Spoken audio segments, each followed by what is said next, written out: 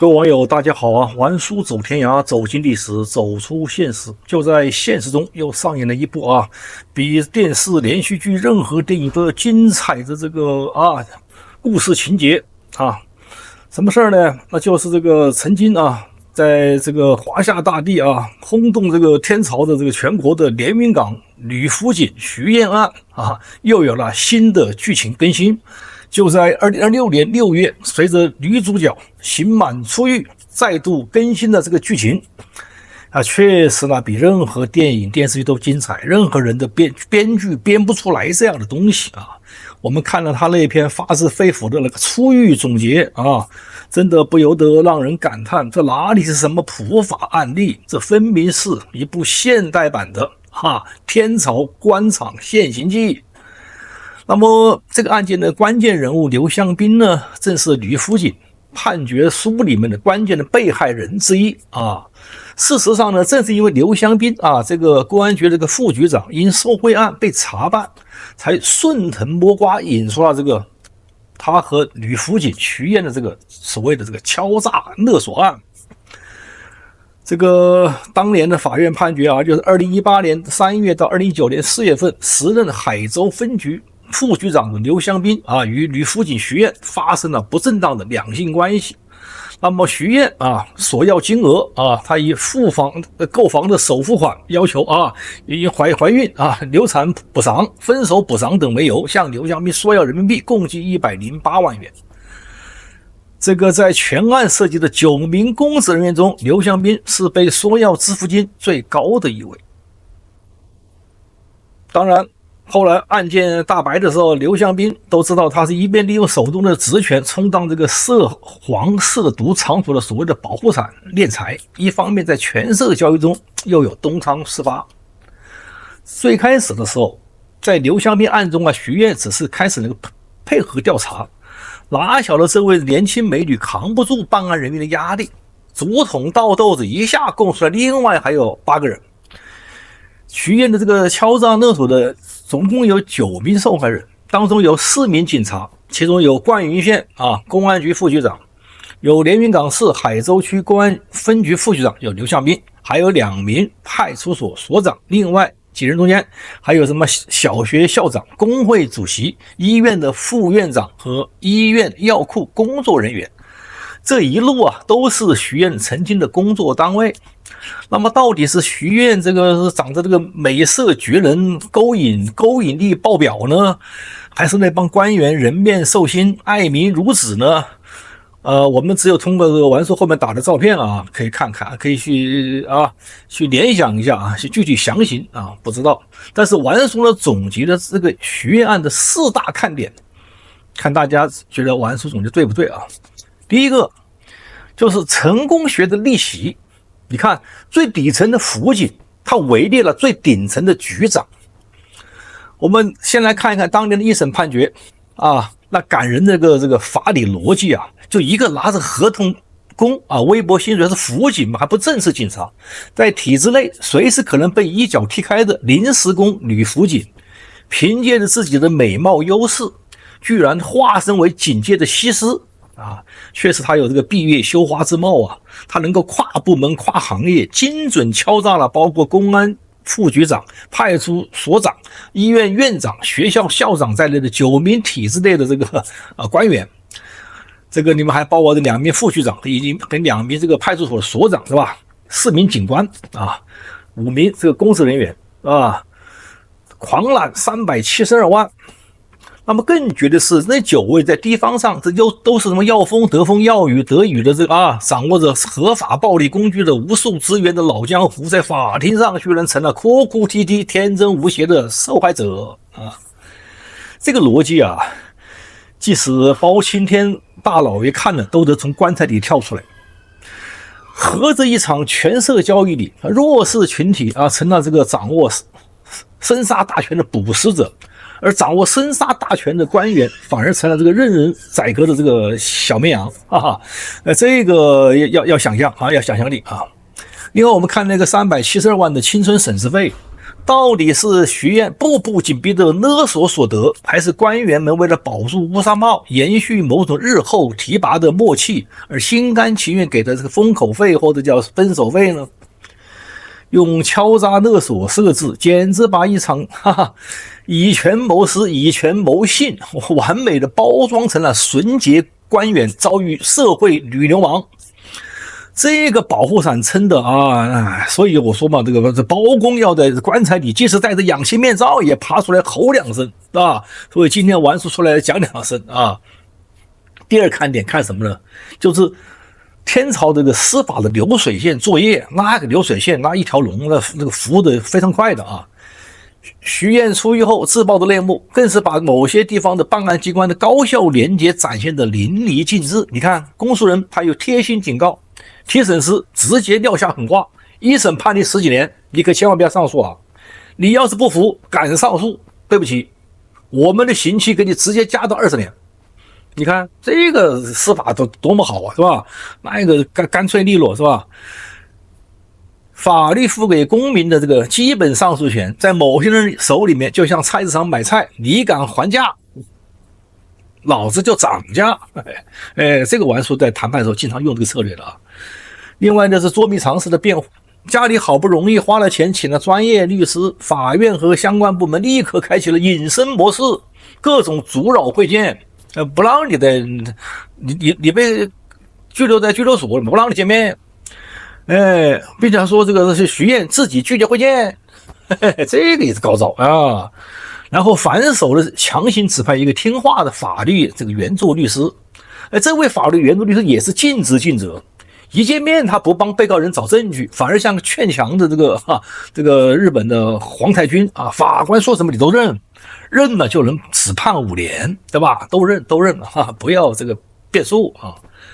我們再來看他的中國速度的判決啊，這結果呢，1審改判7年，而且流程走得比外賣送單還快。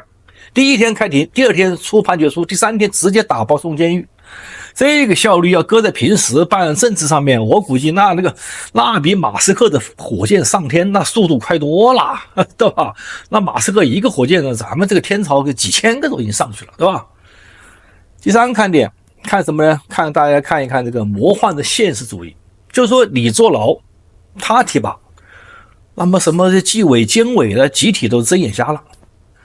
最讓人直呼哎呀好家伙厲害的還是這出戲的結尾處理，同樣涉案的主體，對吧？呂福錦把青春給搭進去了啊，把7年大牢坐穿，罰金還得交30萬。那9位這個管不住褲襠的受害官員呢，那人家享受的是內部消化。那個非常這個溫柔是吧？所以徐彥公開質問，這裡面有的人不僅沒倒台，反而被提拔了。也是日後提拔啊，日後徐彥沒提拔，日後他們提拔了，有的只是象徵性的免了職啊。那麼更神奇的還在於那些巨款，對吧？從2014年到2019年，也就5年時間吧，這徐彥的拿下的9個官員啊。包括基層的派出所所長、學校校長，他動輒能掏出幾十萬、上百萬的現金去平息風波。咱們按照正常公務員的這個死工資計算，他們的不吃不喝斬多少年呢？徐彥在裡面把他的非法資金的這個給的時間、地點、賬號全部交代了。結果呢，相關這個司法部門他硬是這個裝聾作啞，按下不查。據說啊，這是要維護公務員的集體公正形象，畢竟有9個人嘛，是吧？這集體公正，那個形象要維護啊，否則這政府哪有什麼公信力呢？感情好啊，公信力就是如此來維護的啊，這蠻有意思啊。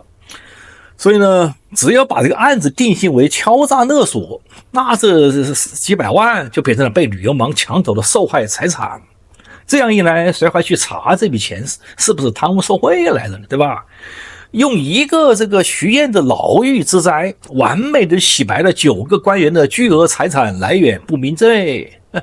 這一波這個丟卒保車的這個組合拳，那打得不可謂不精妙啊！高招，點讚啊！我還說跟他點讚啊！所以看看中國的天朝的司法體系，那個玩弄權柄於這個手上，那容易得很。我們再來看看第4點看點，就是用國家機器搞的售後服務。最魔幻的鏡頭啊，還發生在这個法庭之外、大堂之外。徐彥家裡人看不過去，準備去這個江蘇省這個省府南京上面去反映情況。好吧，高速公路口直接降一波地方政府人員的熱情圍堵，不讓你上高速，你走不了。緊接着高科技手段全部安排上，你看家裡被秘密安裝了监控，家裡的所有親戚汽車底盤上被偷偷加了定位器，出门他還有专車给你跟蹤。不知情況的人還以為是抓捕什麼跨國特工這電詐主犯，其實是地方公權力在為了掩蓋這個真相，是吧？動用國家機器對付幾個驚恐萬狀的這個普通老百姓。所以公權力在這一刻徹底成了某些官員平息私人醜聞，對知道的太多的弱勢女性進行圍堵式的報復的一個這是這個售後服務這售後服務做得好，這個其實為人民服務是做到底，是吧？所以完叔的結論就來了，許燕的這場大戲活脫脫就是一面照妖鏡，他照出了權力一旦失去制約能荒誕到什麼地步，对吧？就在這個权色交織的這個隱秘江湖裡，尤其在司法系統你看公安、法院、基層派出所，所謂的法律其實就是笑話，它似乎總能根據当事人的行政級別自由調節，你級別高的就沒什麼罪，是吧？有保護，是吧？有免死金牌，那平民百姓就對不起了。那所謂的日後提拔，之後对徐彥來講，之後變成了泡影，變成日後坐牢，這個黑色荒誕劇荒誕劇不斷的上演。那麼雖然徐彥出來了，但那個9個拿着巨額財產不明的至今還在體制內喝茶看報，以致背後那些看不見的利益鏈條依然隱藏在連雲港。所謂的連雲港呢，就是一團就連着另一團的這個雲霧的保護傘，連雲港連的雲嘛。這場全員都不是好人大戲裡，誰是真正的加害者，誰又是被公權力精準為例的玩物呢？我們不能說徐彥一點錯都沒有權勢交易也是你情我願，是吧？但為什麼徐彥只和他的頂頭上司搞這種事呢？有的網友說敲詐勒索可以針對任何有錢有勢人嗎？是吧？當地連雲港當地有錢的民營企業家也不少為什麼只是跟你的頂頭上司敲詐勒索呢？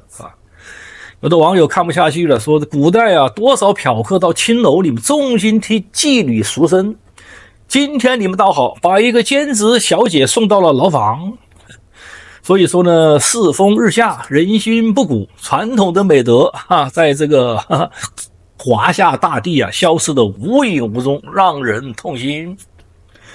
完叔這個剛看到一個，據說是武松打虎的武松晚年的一個回憶錄，蠻有意思打在屏幕上看一下他說什麼話呢？他說現在看來，當年拒絕嫂嫂有些草率了，不僅害了我哥哥武大郎，自己還丟了公園的差事，又吃了官司，最後還被逼上梁山當了土匪，為時不值倒不如當年逢场作戲，順水推舟，也不至於白白便宜了西門慶大師。完叔解讀看來現代的武松也要學習西門慶，否則武松的悲劇就會重演。所以你看天朝的各路官員都向這個西門慶學習，是吧？不能做武松，武松倒霉完叔再提示大家一下，這個中國的4大名著不管是《紅樓夢》《西遊記》還是非常值得看一看非常值得研究的。你看孫悟空金箍棒厲害吧，打遍妖怪无敌手，但是大家不要忘了，孙悟空打的可能并不是妖怪，就是咱們平民百姓。许燕不就是一個嗎？這事可不光發生在這個華夏大地你看這個咱們這個加拿大是吧？疫情期間卡車司機上街遊行，咔嚓就把你抓了，對吧？美國國會山事件，那麼 FBI 在從中这個鼓動啊，挑撥是吧？一抓上千人啊，抓了判刑判重刑，現在還沒出來的還有對吧？據說川普這個赦免了，對不對？什麼事兒？公權力不放到籠子裡，受害的都是小老百姓。這事兒不光發生在華夏、加拿大、美國。台灣我估計也是這個中華這個文化一脈相承啊，也不少。只要公權力啊不關在籠子裡，它一樣會發生。好在台灣這個選票啊，總統選票一天跟着讀出來了，是吧？你看在美國加州是吧？選州長啦得選1-2個月才能出結果，就是公然作弊，光天化日之下，就這麼幹，你有什麼招？所以兄弟們。有機會還是出來投個票啊！你不投票，把你的權利就上交了啊，对吧？好，比這個完書看了之後啊，還有一個網友寫的一句詩啊，改編我再念念蠻好啊，就是百日一删盡，就可以把它刪掉。所以新聞自由都不重要，百日一刪盡，黃河入海州是吧？海州事件嘛，是吧？欲堵千里目啊，你就把老百姓的眼睛堵住是吧？徐偃进牢口，百日一删盡，黃河入海州，欲堵千里目，徐偃入牢口。以上觀點講的不對的地方，請大家和玩書互動打在屏幕下方，謝謝大家。